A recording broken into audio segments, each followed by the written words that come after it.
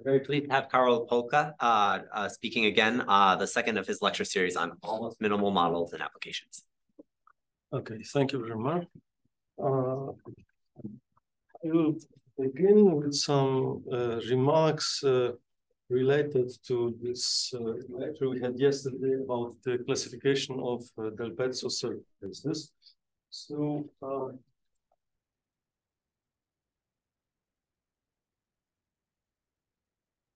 So yesterday I said that if you want to understand Del Pezzo of rank 1, what you can do is you can take minimal resolution D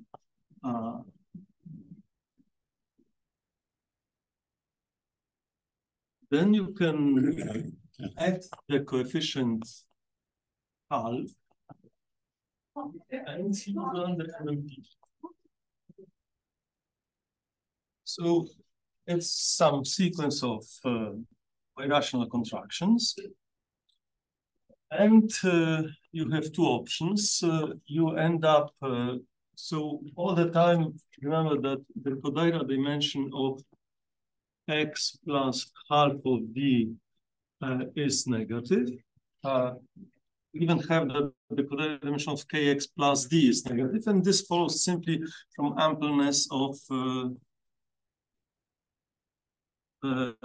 k bar. And so so you end up with a structure of a log modifier space. So let's y half of y here. So if the dimension of the base is 1, then you get P1 fibration. This is something which we discussed, what we discussed yesterday. And if F is a general fiber, an easy computation shows that the height is at most 3.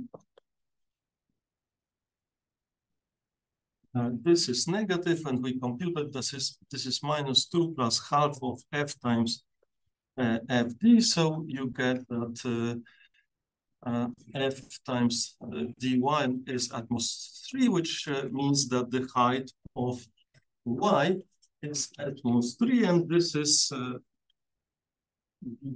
and the height of x, which is by definition the height of x bar. So you have a nice fibration which cuts the boundary in at most general fiber cuts the boundary in at most 3 points. And I said that you can classify such objects just by looking at degenerate fibers and playing with this condition that k bar is ample, minus k bar is ample. And the second option is that when the base is a point, so here you get simply again something singular.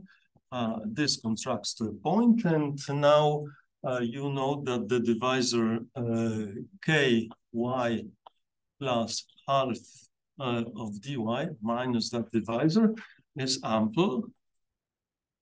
And what? And you again note that so here the rank is 2, but it actually doesn't matter because we don't care about that surface. We just think by the fact that. And here you know that the rank of y is 1.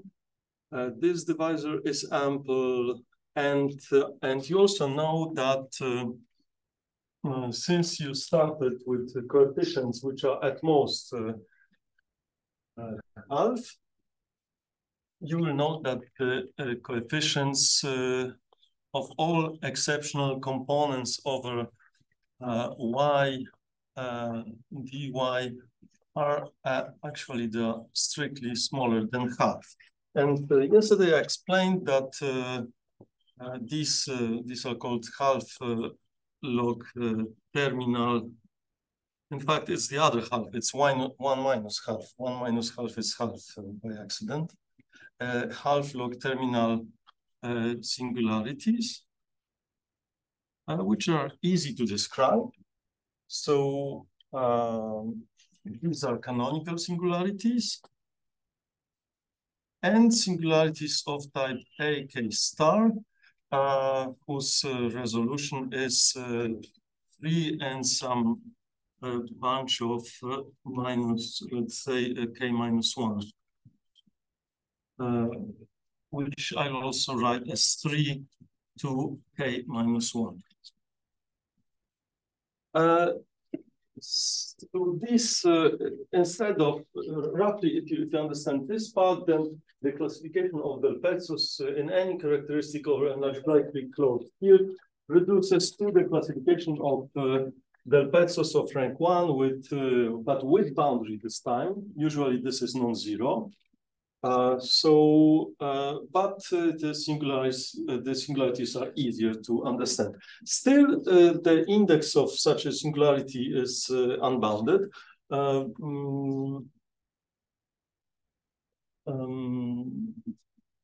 discriminant, which is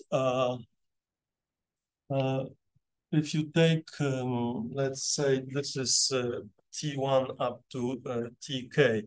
If you take the matrix minus the intersection matrix, this is called the discriminant of this. And here it actually computes the index too. So in this case, it's 2k plus 1, as you can check. So you see that k can be arbitrary, so this index is unbounded. So there is something you need to do. I discussed this very briefly at the end. So let me say something more because it shows some other technique of MMP which can be used. So we concentrate on Dart objects. So now X bar is X bar half of D bar is log del Pezzo surface of rank 1, exactly as written here, with half log terminal singularities, exactly as described here. Now, what I would like to do is, so we have this resolution here, a minimal resolution, say I.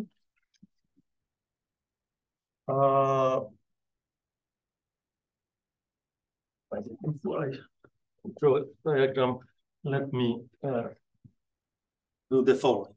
So when you take this, so we already discussed the coefficients of components. So each component, like this,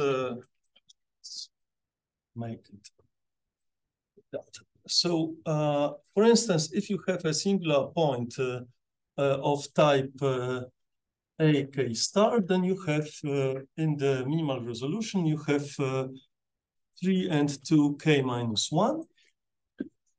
And what I would like to do is roughly, I want to improve these singularities at the cost of introducing more boundary components. So because remember, what we did so far is that I actually constructed a morphism. So here it was MMP run. Here it seems that the MMP has nothing more to do. But you can actually do something on the level of resolution. So let's pick let T be the deepest center. By that I mean that if you have a resolution of k bar plus half of D bar, you have these coefficients here. You have k plus the proper transform of D bar. Actually, this way I should put half here. Plus you have some coefficients here. And these, since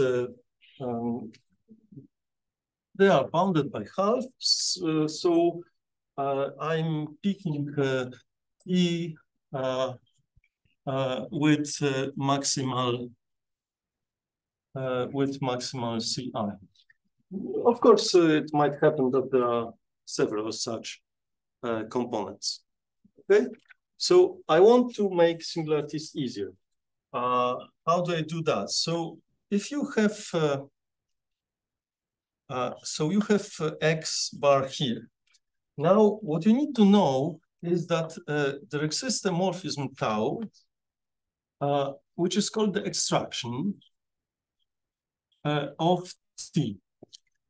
In fact, you can easily construct this morphism by applying the MMP run to the resolution, but with some modified coefficients, coefficient near T. It's a well-known fact that such extraction exists. By an extraction, I just mean that this is the only curve I'm putting back. So an extraction like that exists. And what? So now you know that the rank of 1 is 1 plus the rank of X bar, and this is 2. The idea for tau is you just contracted all the other components except for T? Yeah, roughly. You take the minimal resolution and you run it on the minimal resolution, but with some coefficient, with the coefficient near T modified so that it's not contracted as it is in the usual process. I'm skipping the details, but such things are well known.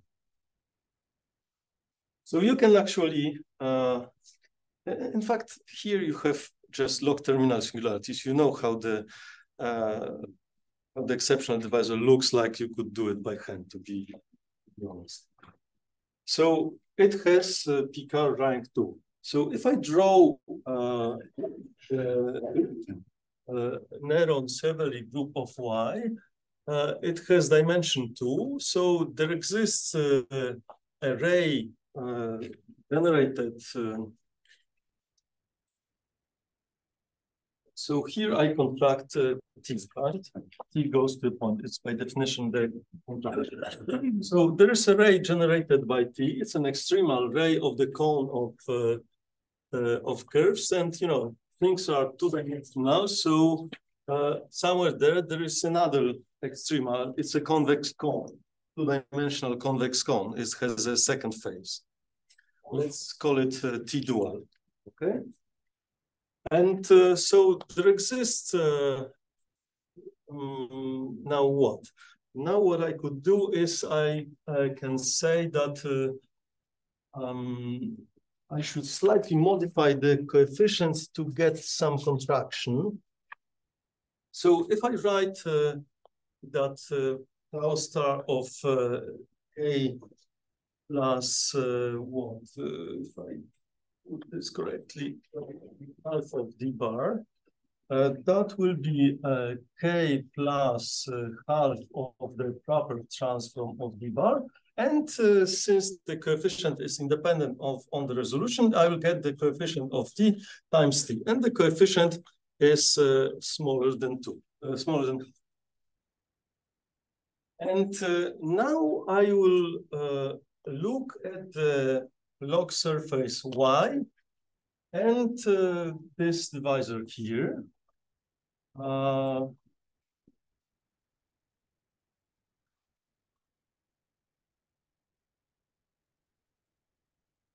So the point is that it's made so that T times so T times this divisor is 0. That's by definition. I just computed the pullback. But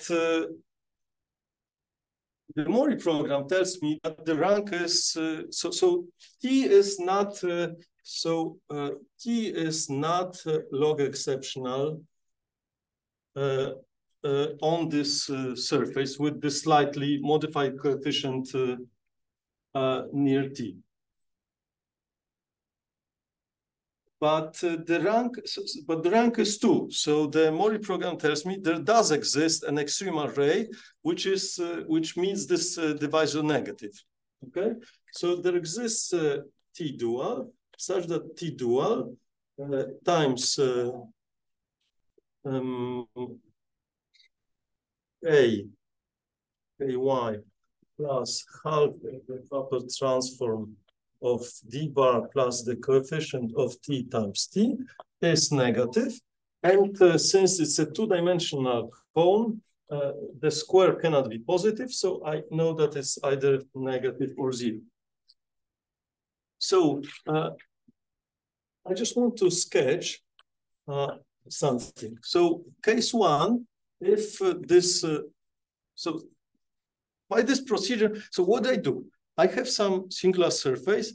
It's too singular for me. I'm taking the deepest center, like in case of the center with I'm trying to extract the curve with the biggest coefficient, witnessing that this singularity is too bad.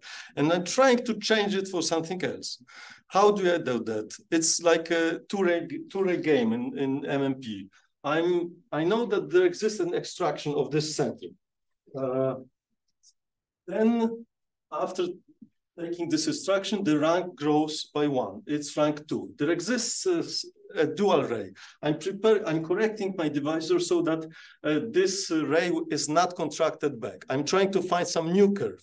I've slightly corrected the divisor so it's perpendicular to t, so that t is not the log exceptional curve. And this whole machinery tells me, but there has to be at least one curve to be contracted because the rank is too high. Remember that MMP tells you that you end up always with rank 1 or with a vibration, okay? So this after this correction is prepared so that MMP gives me some curve for free, okay? This is one of the many instances that I can produce some new interesting curve, okay? So there exists T dual, but I don't, so it's by construction curve which is negative with respect to divisor. The problem might be that there could be equality, but if this is 0, then in fact you get some additional vibration because the contraction theorem tells you that there does exist a contraction. The image doesn't have to be a surface. In this case, it will be a curve, and that curve will be the numeric class. It will become a numerical class of a fiber. And 2, well, you then if t is negative, then this is it's a log exceptional curve. And then what happens? Then I have my x bar, I have my extraction y, and I have the contraction sigma. I have the contraction of the dual curve. And here I get a surface which I denote by x bar t, because it was cooked up from the deepest center. Okay. Which was called T. Now, this is a partial resolution, right? Because this curve T is one of the many curves which appeared on the resolution. So this is dominated by the minimal resolution. So I can complete it to a minimal resolution, okay? This is a minimal resolution. This is a new, so in some way I produced a new singular surface, which somehow I got rid of the deepest singularity, okay? Now this thing has a minimal resolution. It's a singular surface in general. So the only, let's call it xt without bar. It's not very difficult to prove that the proper transform of the dual ray has to be a -1 curve. This way, you prove the existence of an associated morphism on the level of resolution. Roughly, what did I do? I want to study x bar. If there exists a singularity which is non-canonical, I'm able to produce another surface so that all this diagram is dominated at the level of resolution. So in a sense, I'm producing some interesting sequence at the level of minimal resolutions, from one resolution of a Del Pezzo surface to another resolution of a Del Pezzo surface, just by one blow up in one and one contraction here. So, and in fact, I'm mostly interested in that morphism. So I'm slightly cheating here because you still need to take care about the Kodaira dimension because you pay a price for that correction. Here we worked with the divisor k by plus half of the boundary. Here what I did is I picked up the coefficient near t, which is slightly smaller than half. And this causes some small problems you need to solve. I don't want to go into details, but what I want to say is that roughly, as long as this is not a canonical, as long as this is not canonical, then there are some -3 curves here, and I'm able to produce a morphism onto something which is a resolution of a canonical variety. And this more or less tells you that this problem of height, proving that the height is at most 4, is reduced to the, so this gives you a reduction of the, remember the goal is to prove that the height of the Pezzos is at most 4, to the case of canonical Del Pezzos plus boundary. And canonical Del Pezzos are classified. You can check that the height is at most 4. This is more or less how this theorem is proved. Okay. This is going back quite away at this point, but I realized I was confused when you select T dual. As long as it's just the other ray of the cone and the. Yes. So that's fine. How do you know that the ray is the pseudo-effective cone is generated by effective? In this case, no, that's actually a theorem. I know that this is a log surface. So I know that the boundary coefficients are between 0 and 1. This and it's in any case it's log terminal. So what? So basically the contraction theorem tells me no, that like the existence of the ray, it follows from the MMP structure theorem because the Kodaira dimension of that is negative and the rank is not 1. Oh, okay, I think it's the negativity of the Kodaira dimension that I was asking. The Kodaira dimension is negative, so you at the end get a structure of the Mori fiber space of relative Picard rank 1. Okay? If it's on the curve, it's an easy case. If it's over the point, actually you see this vibration here because I said that if rank is 2, t square is non-negative. If it's 0, then you get actually the Mori fiber space structure of a curve. If it's negative, then you get a birational contraction, and this is how you proceed, more or less. Yeah, negativity of the Kodaira dimension gives you the fact that you're not done. The rank is too high. There still exists a contraction. How did you see that T dual was better than T? Like T had this coefficient 1/2, but like T dual, like is there? That's true. Yes, you need to do some computation to show that things improve here. Yeah, roughly, this is because you have chosen the deepest center. And then T dual will have a. Look, what happens with T dual? You see, T dual was so just a minute. So T was a divisor here, right? Mm-hmm. Here it was a point here. The center was a point. T gets extracted here, and then when you map it, it's still a divisor here, right? Mm-hmm. So what happened is that you have changed the deepest center for an additional boundary component, right? Mm-hmm. So I hope this at least says it's not very naive. It's not for free. Mm-hmm. Instead of playing with Del Pezzo with, I don't know, three boundary components, now you have to play with a Del Pezzo which is less singular but has more boundary. But it turns out that it's worth it. Yeah, but there's of course a question: why couldn't it happen that actually the T dual you get here is worse than T? Yeah, there's some computation here, but it's rather straightforward. Yes. And then I think you said this, but maybe so you were worried of that you could have coefficients up to 1/2 after you do this T dual thing enough times. What is the worst? Do you get zero for the coefficient? Well, you definitely get smaller than half because you extracted them. But is there like some number that you know? Look, the coefficients here are smaller than half. I mean, smaller or equal. On the boundary, they are equal. On here, it's smaller, but for all exceptional components over that, they are. No, just a minute. Yeah, we are over 1.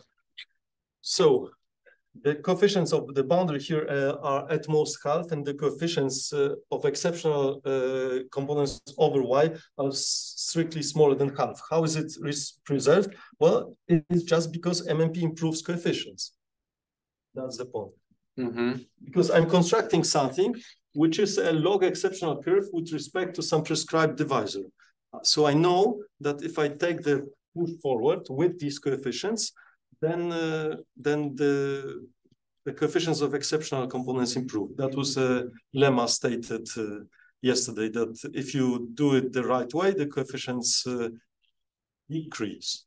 Log discrepancies improve, right? And then did I understand correctly that you said there's an an honest morphism from X to XT? So like XT, it has like smaller Picard rank than X. From what? From X. X with, yeah. Yeah, because look, T is something which is a divisor at the level of the minimal resolution, right? So it's like a partial minimal resolution. Yeah. There are many divisors to be extracted. I'm just picking one, so pick up remaining, extract remaining ones, and this gives you the minimal resolution. So hence you get a factorization. That I understood. Yeah. How about to XT? The top. For that you need to prove that. I said that you need to prove that the property transform on the minimal resolution is a -1 curve, but it's again a one-line computation. It truly is a -1 curve. Yes, that's the main point. What you're saying is you can only it implies that you can only extract finitely many. You can only do this finitely many times. Yes, because for that extraction you need the coefficients to be non-negative. Yes. If this will not work if you try to play with extracting something from the non-minimal resolution, then the coefficients can be negative.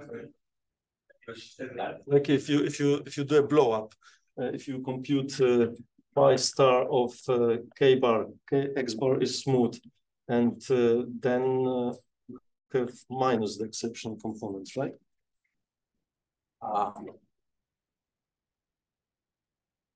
Oh, I see. Yeah. Sorry, I did it. Equals -1 minus e squared. Yeah. Right?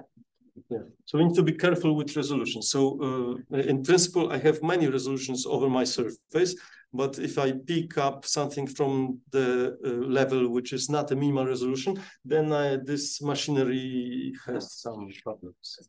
But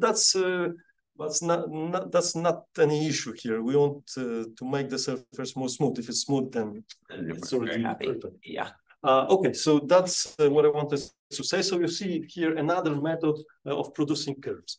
And now I'll discuss the third method to produce interesting curves, this time not contained in the boundary. I want to discuss a very different application of all these techniques to problems related to embeddings. So actually there are several problems I could discuss here. Let me mention, let me just formulate them. So embedding problems.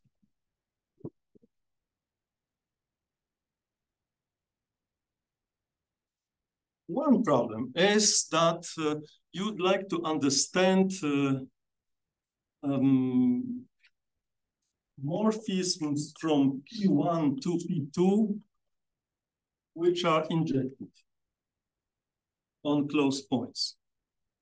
So the image is topologically a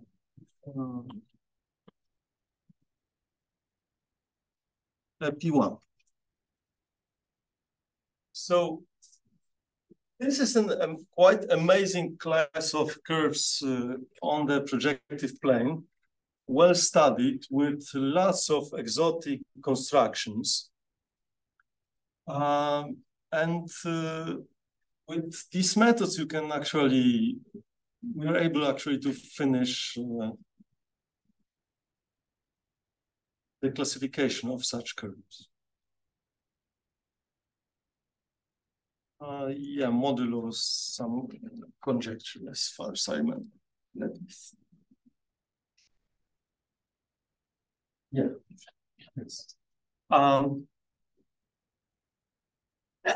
So you have an associated surface here, S, which is P2 minus the image, let's call it J, J of P1. And the Betti numbers, let me write it as BI, the dimensions of similar homology. Here we're working over C. The Betti numbers of S are exactly as by some duality theorems as you would, rational homology is the same as rational homology for P2 minus P1. So it's these are Betti numbers of C2. And so there are 0 for I positive. So this is why this object is called the Q homology plane. A very specific Q homology plane, which comes from rational cuspidal curve on P2. In general, a Q homology plane is just a fine, smooth surface with vanishing higher Betti numbers. Okay, and there is lots of interest here. There's lots of research going on. People try to understand these surfaces. For various reasons. They are related to, especially the simply connected ones, and there do exist such, are related to research on the Jacobian conjecture, to understand some geometry going on here, to construct exotic structures on exotic affine spaces and so on. And once again, with these methods, you can obtain a lot of results which help you in understanding these surfaces. The second problem would be if you want to understand closed embeddings of C star into C2. So it's likely you know that if you embed C1 into C2, it's a closed embedding. Then the Abianca Moch-Suzuki theorem tells you that up to a change of coordinates, algebraic coordinates, on C2, the image is, let's say, it's a spec of CXY. So the image is simply X equals 0. A usual line. Now, people wanted to understand something just slightly more complicated, and this it looks like. Embeddings of C star, close embedding of C star into C2. And of course, there are two cases. If you have a line at infinity here, then let me call, I don't know, maybe E is maybe not, okay, C J of C star, a closed image. So if you can have so there are two branches at infinity. It might happen that somehow they are at the same point, or it might happen that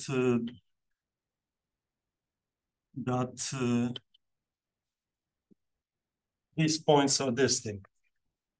So here the closure in P2 is again a rational cuspidal curve.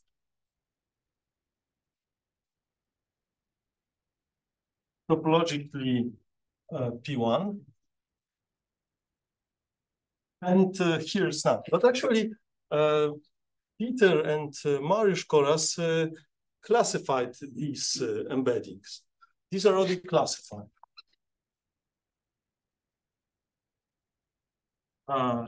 Kasunok,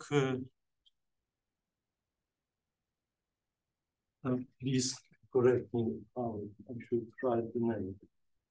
Yes. Kasunok, Koras, and Russell.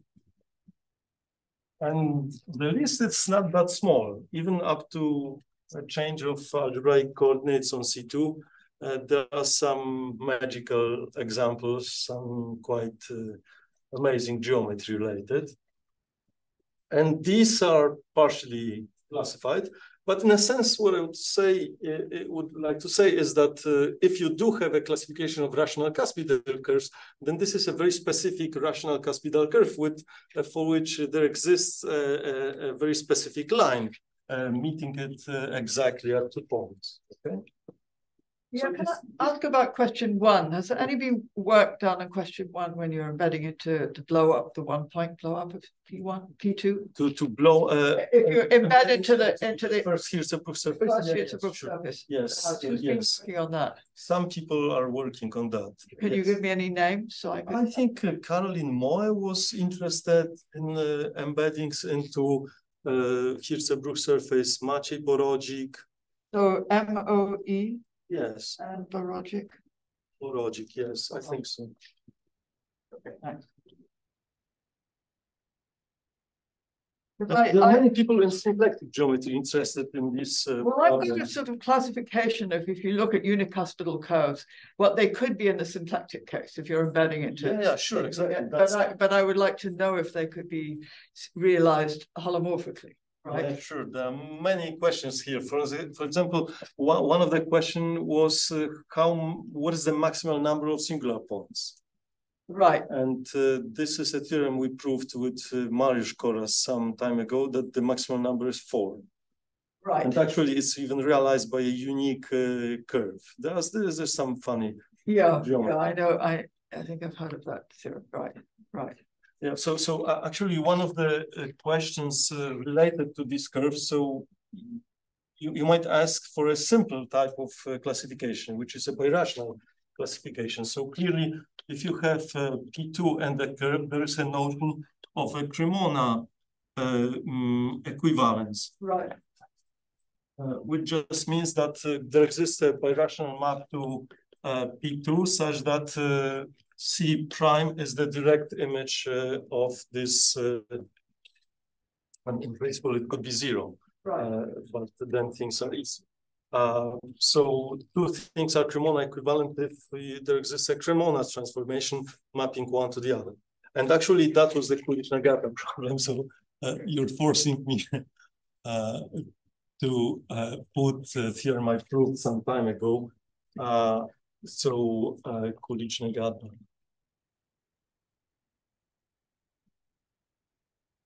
And this was done by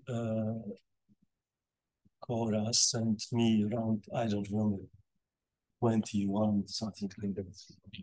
So the conjecture was that, let me put it as a theorem. So every rational cuspidal curve is Cremona equivalent to the canonical one, to the line.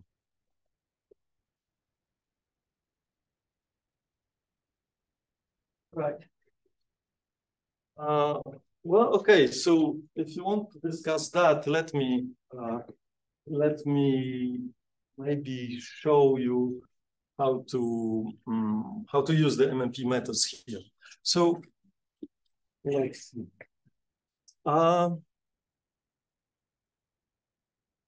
Right. So first of all, you need a criterion. If you want to prove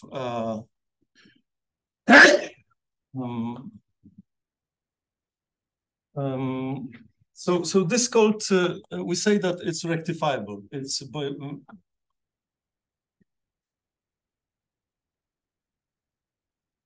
so there's a criterion for rectifiability which was well known, and it belongs to Coolidge, I think. So if you have a curve C inside P2, there are several versions. I want to state one which is most useful for me. And you say take a log resolution. You have P2 with this cuspidal curve, and you take Y is now a minimal log resolution. So there is maybe let's put bar here to remember that this is at the bottom, and C will be now the proper transform of C. So this is a simple normal crossing divisor. I'm resolving singularities, and I'm making my divisor better so that the intersections are normal.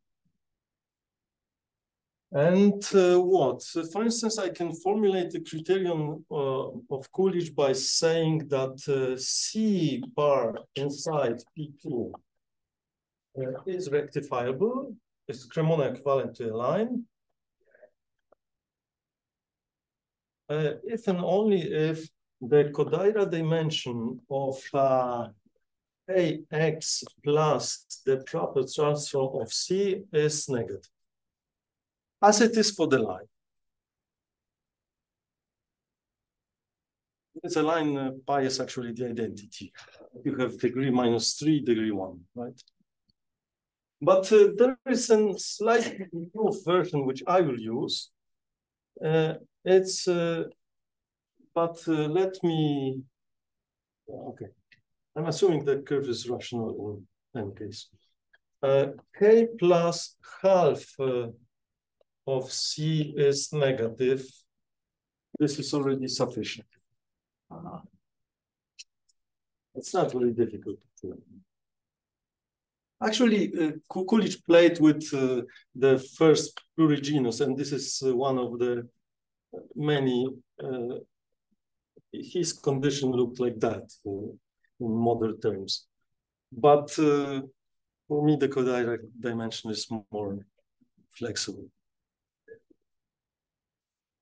But note, it's a proper transform. Because there do exist rational cuspidal curves such that even if I take the total transform, then the Kodaira dimension of the surface remains negative. But this is a much bigger divisor, and you cannot expect that in general.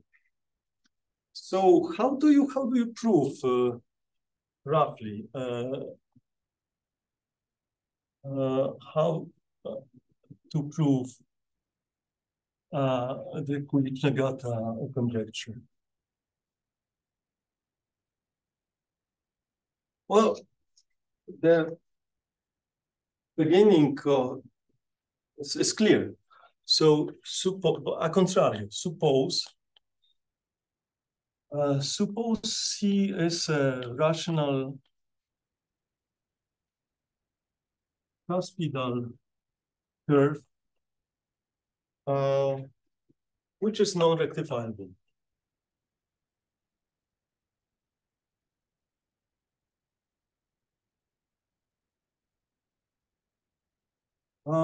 So then by Coolidge criterion, I know that the divisor kx plus half of c is it's an effective divisor when I consider this as a Q divisor. It has some multiple has a effective representative. Okay.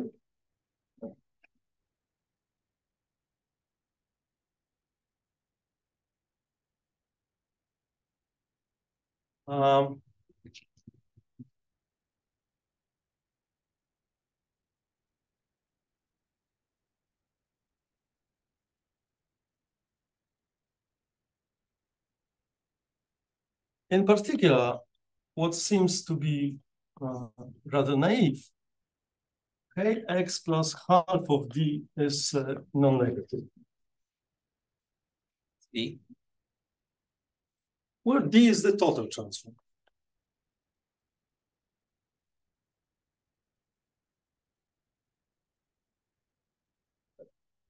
In particular, it contains c. So let's make a picture.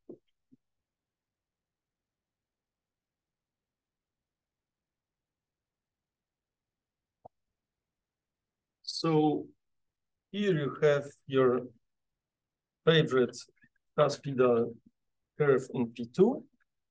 And when you resolve singularities, this one becomes P1. But there's usually a huge tree of curves I have three cusps here, so let me. It doesn't have to be a chain. It might be much more complicated.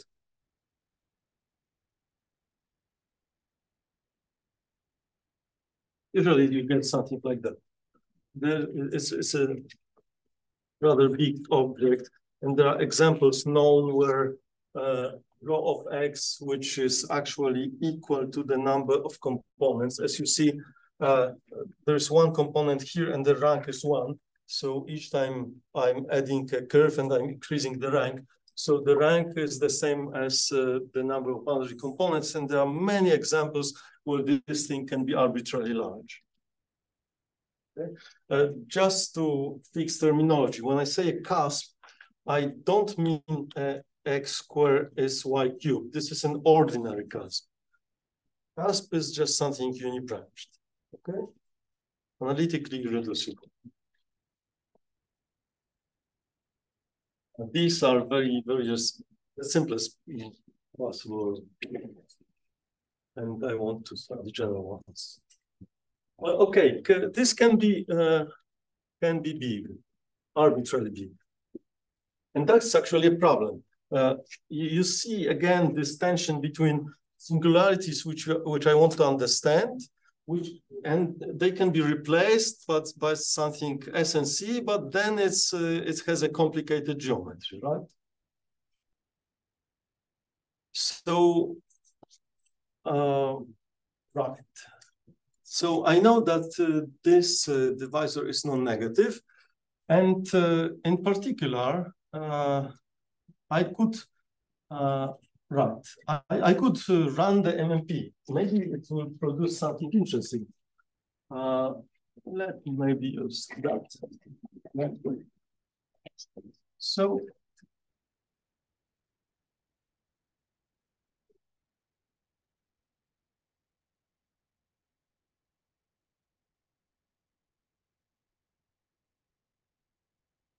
In fact, in the background, there is another important invariant, also the Kodaira dimension. Here we have seen the importance of the Kodaira dimension of K plus proper transform, K plus half of C. And here we will see in a minute the importance of K of half of B. But the most natural invariant is actually if you have and this is an invariant of S, which is also an invariant of the embedding.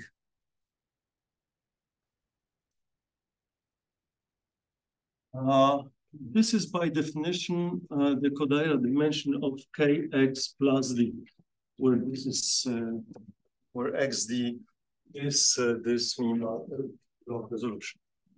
Now, as every Kodaira dimension for surface, it takes value in the set minus infinity, 0, 1, and 2. Now, I'll skip the discussion. If the Kodaira dimension, the logarithmic Kodaira dimension of S is not maximal, then things are done. There is a classification.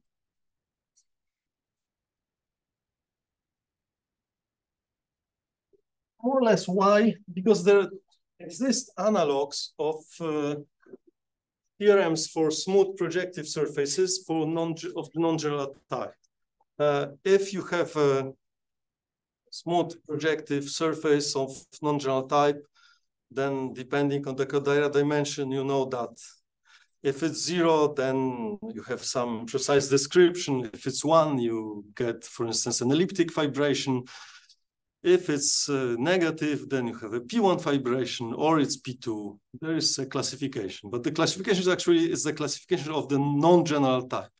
If the type is general, then you just have the geography of surfaces, and there is no classification. But hopefully, people working in affine geometry were able to come up with analogs of such theorems, which are powerful enough to completely understand the situation. Okay, so from now on, I will assume that the Kodaira dimension of S, which is the Kodaira dimension of K plus D, is 2, which is the most difficult case. All right.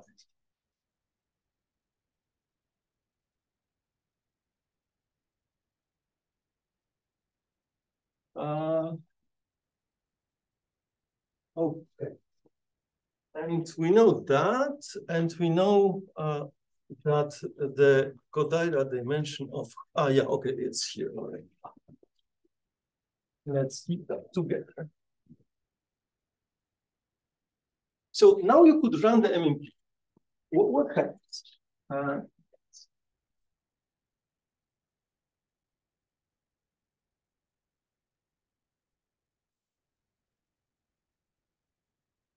For this natural object X, comma D. Well, the claim is if you denote the MMP by alpha, there's some image here, then the exceptional locus of alpha is contained in D. Roughly, how do you prove that? And that's actually bad news. Because D is something like we choose how big is D. We can make it SNC, simple normal crossing. We can compactify it a bit, but we don't get any new information when we play just with the boundary. This essence of the problem is in the affine part. But so far, we didn't produce any interesting curve inside. But why is it so roughly? So actually, let me start with a definition. So if I have an MMP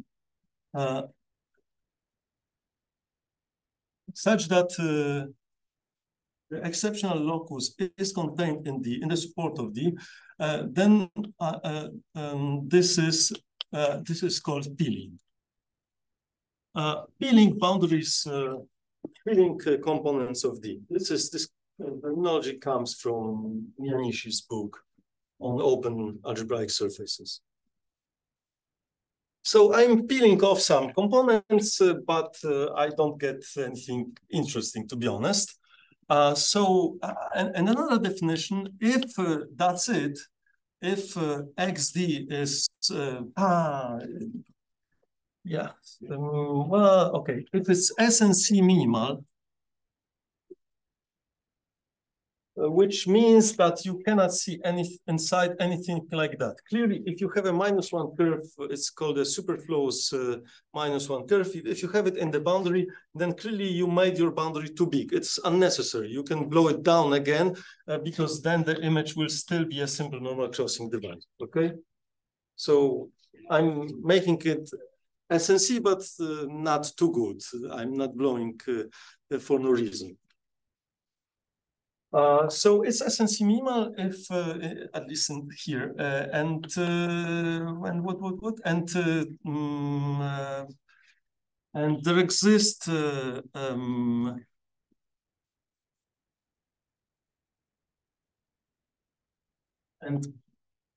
peeling and some peeling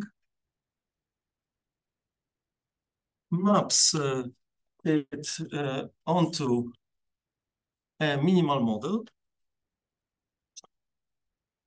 And then I will simply say then that this is almost minimal. So it just says it's very close to the minimal model. There's some difference in the boundary. Nothing really interesting happens.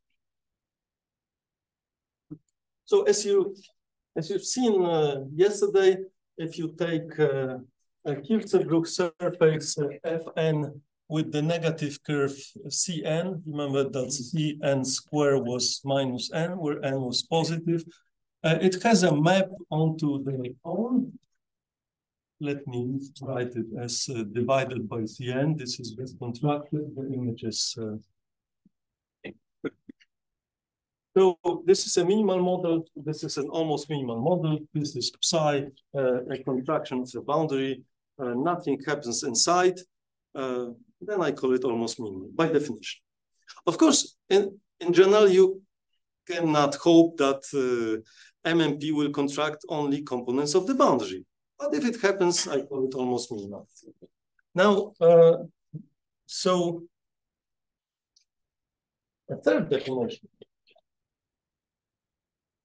If you have XD and a curve L, which is not in D, and you have a peeling morphism onto X bar, D bar, alpha, that was psi, psi peeling, such that after you apply psi, this curve becomes log exceptional. Then I say that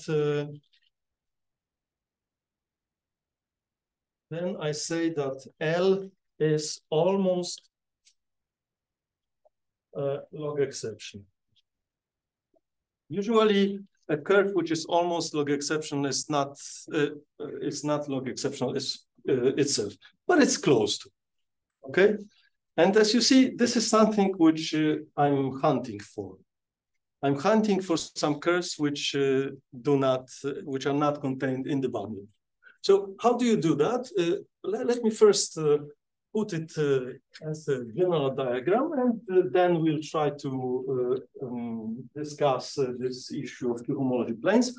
So in general, if I have, how does a general picture look like? I have a general log surface XD. Let's even assume that it's log smooth, the best possible. Usually, MMP, so alpha I will be peeling each time. X1, D1. So there exists usually there exists some morphism alpha 1 onto a singular surface. In general, it's singular. As we discussed yesterday, for instance, if you have any rational negative tip, it will introduce a cyclic singularity on your surface, and there is no way to get around that. In general, it's just let me put it here. So these guys are log smooth, and these guys are just log terminal. And alpha I is a peeling, which means that the exceptional locus of alpha I is contained in the boundary. So if that's it, and this is a minimal model, I call it almost minimal, then I need to understand what is really this peeling doing, and that's the end of story. I don't learn anything new. But usually, there is something more. Let's say I did as many contractions inside the boundary as possible, and I'm done. There's nothing in the boundary to be contracted anymore. So if it's not the end, then usually there exists, well, here by definition, if it's not the end, then there exists a curve L1 bar, which is, and there exists its contraction onto some surface, which is also log terminal. So this is the MMP. Let me use blue to indicate that I'm following MMP. Exactly as Mori wants me to do. Okay. Now you prove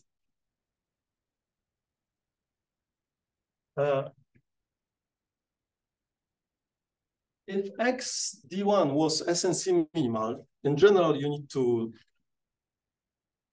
use so-called pure peeling. In this case, you prove that, well, okay, this curve has some proper transform. L1, which is the proper transform of L1 bar on X1, you prove that it's a -1 curve. If this is true, then you have the contraction of this proper transform. And the resulting surface X2 is smooth. And of course, by normality, you get the induced morphism here. X2 is smooth. That's for free. What you do not get for free is the geometry of D2. Is D2 a simple normal crossing divisor? If it is, then you do induction. Then you're again in this situation here. This was log smooth. If it happens, so once again, I'm doing MMP. First of all, get rid of contraction which are supported in the boundary. That's the end. This is almost minimal, nothing more to say. If not, then there exists a curve not contained in the boundary. Then its proper transform is not contained in the boundary. You prove it's a -1 curve. And there exists a contraction onto some smooth surface X2, smooth. Unfortunately, you don't know what will be the image of the boundary, because if it's if you have a boundary here, let's say I find a -1 curve, which meets my boundary in, I don't know, 3 points.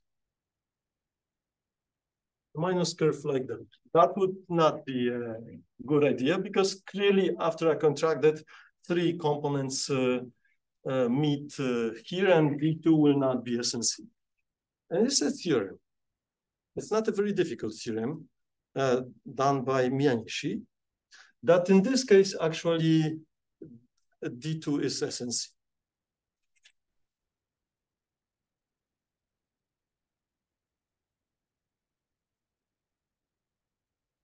It requires some work, but it's not that complicated. It's related to the fact that minimal resolutions of log terminal singularities are SNC divisors. Okay, so this way, if this is true, if you can complete this diagram, if you can prove some good properties of D2, you can do the induction. And let's say I can prove that D2 stays log smooth, then doing that, I get something which I called an almost minimal model. And here I get a peeling onto a minimal model. What's the benefit? So in general, Mori theory tells me I should proceed this way. But then already this contraction is at the level of a singular surface. So intersection theory has values in rational numbers. Things get complicated. This way, I can cheat in a sense. This is definitely not as Mori wants me to contract curves, because in principle, L1 is not log exceptional itself. So you don't get all the nice features of the MMP, that coefficients of singularities are improved. Here you need to work more. If you want to outsmart Mori program, that comes at some cost. But here it's quite amazing that you can prove that. And this was known. And in fact, more was known. Miyanishi proves that in this case, this proper transform is a -1 curve. And what he shows that L1 times D is 1. It's a affine surface. In general, it's most 1. In fact, could be 2 for non-quasi-affine surfaces. In our case, it's 1. This is all in the Miyanishi's book, Open Theory. This is a log called the log exceptional curve of the first kind. He proves that. I mean, our situation is easy because the open part is an affine surface, so the boundary is connected. He makes a more complete description in case the boundary is non-connected, then in fact this can be equal to 2, but then he has some more precise characterization and so on. Yeah. So basically what we need is a characterization of almost log exceptional curves. And this is what you can find in the book by Miyanishi, Open Algebraic Surfaces. I'm not going to discuss that. What I wanted to say is that once you have this classification, you can actually say that you can actually prove this, that XD is almost minimal. Let me show you how do you do that, because it's interesting. It's a technique of different time. So the Euler characteristic of X minus D is definitely 1, because it's like for C2, it's a Q-homology plane. There are no Betty numbers, no positive Betty numbers. So if there exists L inside X, which is almost log exceptional, then Miyanishi tells me that if I subtract this curve L, then it has 1 point at infinity, and it's P2. So the Euler characteristic is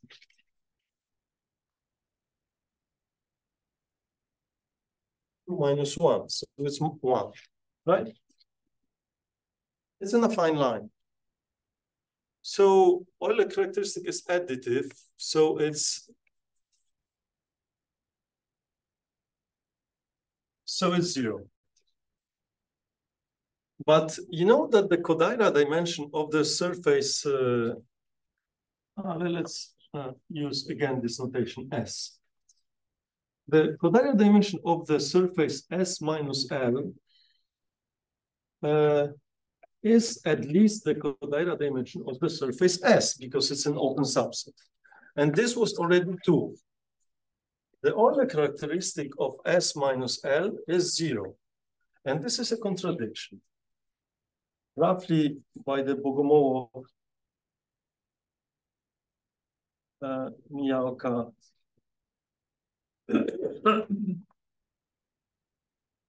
Yao inequality, which tells you that in this setup, there exists an analog of the famous Bogomolov-Miyaoka-Yao inequality. Here I should, okay, I wrote it for XD, but, there are some corrections here, but what you're interested in is that the Kodaira dimension is 2, this guy on the left is positive, exactly as it is for the Bogomolov-Miyaoka-Yao inequality for projective surfaces. If that's true, then the Euler characteristic of a minimal surface of general type has to be positive, and it's also true in the affine set. Okay. What does it tell me? It tells me that this surface is almost minimal. on one hand, it's a nice information because the minimal model is closed. On the other hand, it's not useful. So again, if you slightly change the setup, MMP will produce some new curve for you. And that's actually a way to make this geometry smaller and to solve this collision-Agata congestion. So XD is unfortunately almost minimal. So MMP does not give new curves in S. So to get such curves and to make your surface smaller in some natural geometric sense, you once again try to decrease the coefficients. And once again, a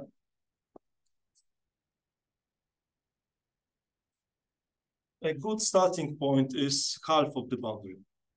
On the MMP, for this log surface with decreased coefficients, this is again the minimal resolution. It turns out that, first of all, very often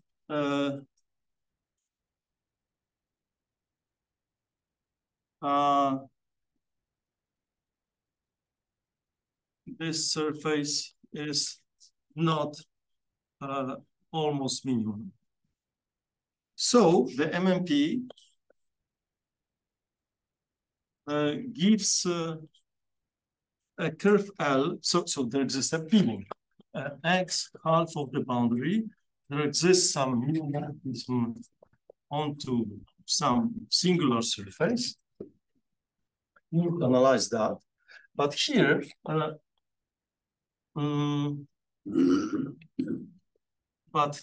very often you get a new curve, L bar. This curve is not exactly as for Miyanishi because his characterization was for reduced boundaries. So you need to repeat Miyanishi's theory for such divisors and not contained in D. Two, you prove that Miyanishi had L times D is 1. Now what you can prove is L times D is 2. It's not that naive that you just have half here, but it's not that difficult. And moreover, you prove that L has normal crossing. It's transversal to D. What does it give? Well, in the affine part, so here I should say that L intersected with S is a P1 with 2 points removed. So it's a C star. In particular, the Euler characteristic of this curve you get is 0. So let's go back to this picture. You had this rational cuspidal curve you wanted to analyze.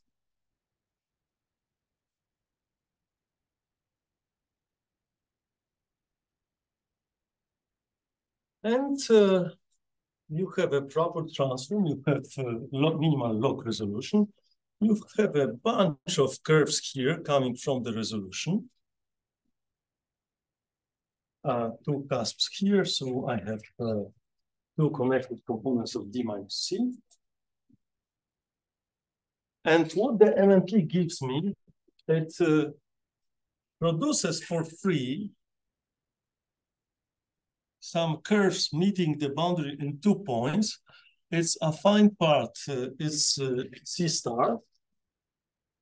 And it's also a -1 curve.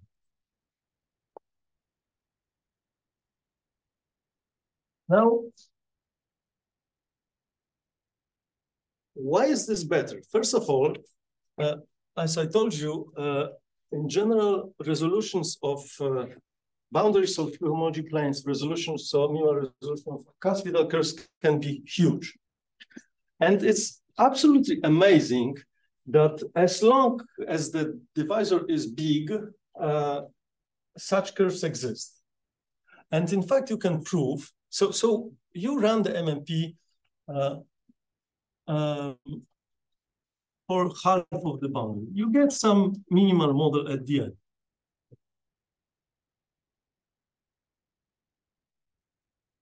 Now, remember that you knew that K plus half of the cuspidal curve is non-negative. So you know that K plus half of the total boundary is non-negative. So it tells you that with your minimal model, you're on the positive side. So this divisor is numerically effective. I want to show you how, roughly, without going into details, how to get new bounds on such curves coming from MMP. So I started with the curve. I'm doing the proof a contrario. Suppose that the curve cannot be rectified. Coolidge theorem tells me that then this guy is necessarily non-negative. In particular, if I add the total boundary instead of the proper transform, it's non-negative. MMP, there is some sequence of birational contractions, which takes me to a very small surface such that this with half added is numerically effective, okay? What's the benefit of that? Well, first of all, I'll just sketch what are the main ingredients you use. So first of all, you knew that this divisor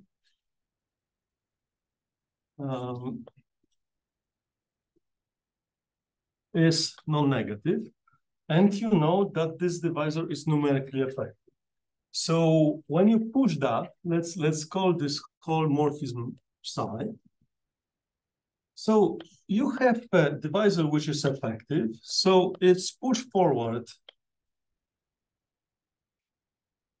It's still effective. And somewhere there, you have a numerically effective divisor.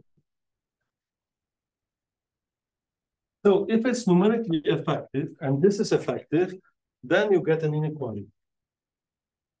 And this inequality is very strong. For instance, immediately, the number of singular points of the curve C is at most 6. The best bound known before this method was used was something like 9, I think, by Orevkov and Zeidenberg. Of course, you need to translate that inequality. You need to analyze the whole process, but I just want to tell you what are the ingredients you use here. And another thing,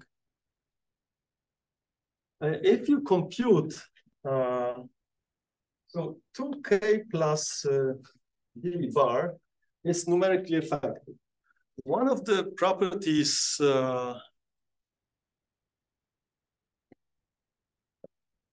numerically effective is a limit of effective. This is known result. So numerically effective times effective is non-negative. So by taking the limit, the square of a numerically effective divisor is non-negative. This is also a very strong inequality. In particular, you can prove that a lower bound on k squared. Let me write it as a constant. But this is something very surprising, because on rational surface, you have the Netter formula, which tells you that this is 10 minus the rank of x bar, if the surface is smooth. If it's singular, there are some corrections. But if I can bound k squared from below, then I can bound the rank from above. So rho of x bar is bounded. Okay, 10 plus u, something like that. 10 minus u. Whatever, that's unbounded. But that's already amazing, because for the usual MMP run for x without the coefficients, the almost the surface is almost log exceptional, almost minimal, and there's no such bound. And with this slightly more delicate process, you go below some fixed value. That's quite amazing. And when you combine this inequality and the bound on the rank of the surface, which is equal to the number of components of the boundary, you work a bit and you get a complete classification, a complete description of possibly exceptional cases, and you get rid of them one by hand. And this is how you get to a contradiction. Where does the contradiction come from? From the assumption that this divisor is non-negative, and this is from the a contrary assumption that this curve cannot be rectified. Okay. So you should use K plus half C. So the original criteria also works for K plus C, right? Which criteria? College criteria. Which criteria? So there is an essential to use K plus half C in the argument. Yeah, just a minute. To be honest, I now don't remember which one is better to intersect, but definitely K plus, it might be that you actually might be right, because I don't remember what is here negative and what's positive. Yes, sure, but you can of course use get the same similar inequality without this half, because you also know by Coolidge that K plus C. What? I mean, I'm thinking that you will get as weaker inequality, because it's like adding C times a numerically effective divisor. Half of C times a numerically effective divisor. Yeah, the inequality for half C should be stronger. A related question is, can you just use 2K plus C rather than K plus C? But it's the same. Okay, well, I just want to get rid of the... Yeah, of course, I can write it as K plus C, but you know, the positivity of 0 and half of 0 is the same, yes. You can multiply it by 2, true. Maybe one... actually, this 2 appears here many times. So one of the very interesting relations is with the Kawamata-Vivek here, which partially explain why this 2 appears. Because you see, if we are working under the condition that K plus 2 is D, is K plus D is 2, then you have this plus part, which is numerically effective, and you have this negative part, which is effective, but it's purely fractional. So the Kawamata-Vivek tells you that the higher homology of K plus the upper round of K plus D plus is 0 for I bigger than 0. And this, in this case, it's actually HI of K plus this complete K plus D, which is HI of 2K plus D. You wanted 2. So in a sense, this 2 comes also from the fact, so this vanishing is, when you try to actually play with this inequality, this vanishing plays a role. And because then you have some nicer formulas for H0, right? And the characteristic. And that's another explanation why this 2 is a role here. Okay, I'm not sure I should go more into details, and I don't really remember how much time I have. About 4 minutes. 4 minutes. I think it's perfectly fine. I should not start any more theorem. So let me stop. I will just comment that so classification of the birational classification of rational cuspidal curves, it's clear now. Directionally, they are all the same in the same orbit of the Cremona group action, which includes the line. Now, what I would like to say, and that's definitely something which I should write, it's a joint project with Karol Palka. I mentioned that in the abstract, but in most of these cases, Tomek played an important role as and in fact, in his PhD, he obtained conditional classification not only of these cuspidal curves, but also of Q-homology planes. So what I wanted to say is that there exists a classification of Q-homology planes. So far, what was the best result? There's a complete classification of Q-homology planes, in particular also of rational cuspidal curves under the condition that Kodaira dimension of. So we worked here a contrario. So we got that this is non-negative, but in fact, in all known cases, this is negative. A contrario leads to a contradiction. Okay, so this tells you nothing what's the reality. And the reality is that actually this Kodaira dimension is always negative. And in fact, there's no example known where this Kodaira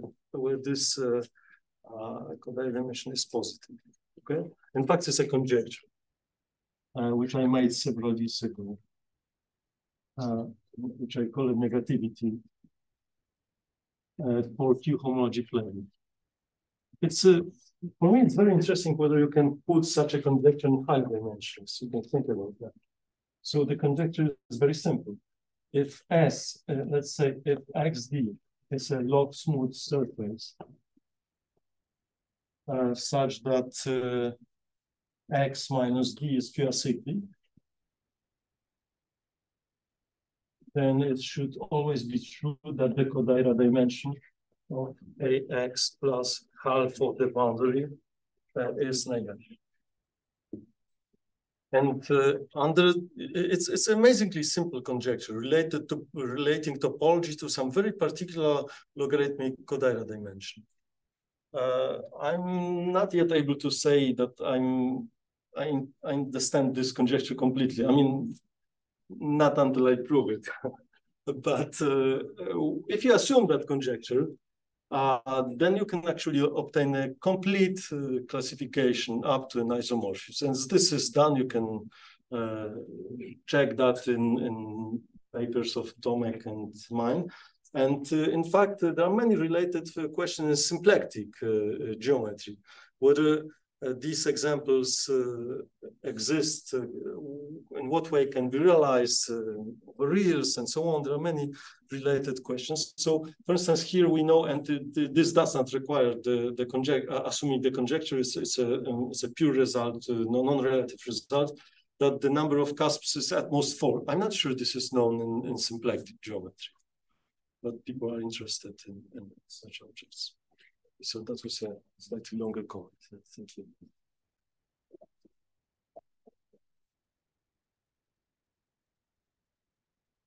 Any questions? Just to comment, I was very impressed by your sidetracked by questions from the audience. It was a very good example of how to behave in the workshop. Very nice to hear. I was afraid a bit that this is maybe too complicated, but I tried to hide all the real difficulties. Be successful. It was very nice to get this introduction to the data. Thank you very much. I don't have any understanding of this Kodaira dimension, but what's the difference between Kx and half D and Kx and D? The difference is half of D. Well, I know, but what's No, I mean, what are you measuring with Kx? It's some the sections of some bundle or other. Or? You measuring is actually a good question. I mean, by definition, you measure the speed of growth of global sections. Right? Okay, well, that's what I'm not an expert. No, you're looking. this is, you're looking at the space of global sections of X, let's say it was K plus D. This depends, this is some function depending on N. So these are sections which have zeros of that order along D, yes. holes on D. So if you put a half in there, that affects the numerics, right? That affects the numeric. Right. That's true. And you know that it's a polynomial and it has degree at most 2. Okay. So and the speed of growth is the codaric dimension. That's one way understanding that. And negative codaric dimension means that no multiple is ever effective. Okay. Now, clearly, you know that the codaric dimension of Kx is smaller than K plus half of D, and this is smaller than K of K plus D. And in fact, you know that this is 2, and this is a rational surface, so it's minus infinity. Now, what is this? It's a question, something in between. The conjecture says it's actually on the negative side. And again, if you don't know anything about these cuspidal curves and so on, and you just look at that conjecture, it's really amazing. With only an assumption about topology, about the Betti numbers. In fact, I guess that you could formulate it in terms of the Euler characteristic. And then it seems there is some huge restriction on some particular codaric dimension. Why on earth would it be true? It's very hard for me to explain. I know that it's true in all possible examples, and there are hundreds of, there are several infinite families, so it's much more than hundreds. And in all known examples, this is always true. So even if you find a counterexample for that, that would be great. I'm not emotionally related to my conjecture. If you can disprove it, I'm perfectly happy, because most likely you will disprove several other conjectures in the area. So let me pose a question. Is there any conjecture like that you could put for higher dimensional varieties? There are varieties, much less is known. It's a Van der Ven conjecture, which you don't even know that such varieties are rational. If you have a threefold and a fine threefold, which has no Betti numbers, it's unclear that it has to be rational, even, I think. Well, maybe for fourfolds, it's unclear. For threefolds, you have this classification of projective varieties, which might be of use. But anyway, can you put a conjecture like that there are some restrictions to the codaric dimension? That would be very interesting. There are many open problems. Okay. Yeah. Would there be something meaningful about the coefficient in front of D for which the codaric dimension will go from negative to 0 or 0 to 1 or 1 to 2? Yeah, definitely you can make an invariant out of that. Because you can look for the smallest coefficients where you can define the weighted codaric dimension of an affine surface, right? For instance. So you could define if R is something between 0 and 1, you could define the weighted codaric dimension of S as the codaric dimension of Kx plus Rd, where this is the total reduced boundary. Yeah, so definitely you can find an invariant. I'm not sure it's so easy to compute. Well, I mean, presumably if this is difficult, then any other one could also be difficult. Right? It's not about being difficult. Sometimes you expect that at the border of such invariants, when things pass from being negative to become to be positive, usually you expect some additional vibrations to exist. Okay, thank you. So such vibrations might be used to detect some geometric structure. How meaningful is it? For me, like you've seen in the last talk, it was like a machinery which would help to prove some goals. Like the order was different. first I observe that the height of the Pezzos is at most 4, and then I've chosen this coefficient so that it produces some nice division into a class which is manageable. Like there was this question, like, well, what if you play with the same story when you put 1/3D, right? And the answer was that, well, if you get a Mori fiber space for that, then the condition on fiber is that K plus 1/3D becomes negative, and you get that the fiber times D is at most 5, which is much more, you pay a price. You can decrease the coefficient, the program becomes easier, but the results are more difficult to understand. So there's some tension. I tried with several coefficients and have turned out to be most successful. That's the honest answer. Okay. Other questions? Oh, again.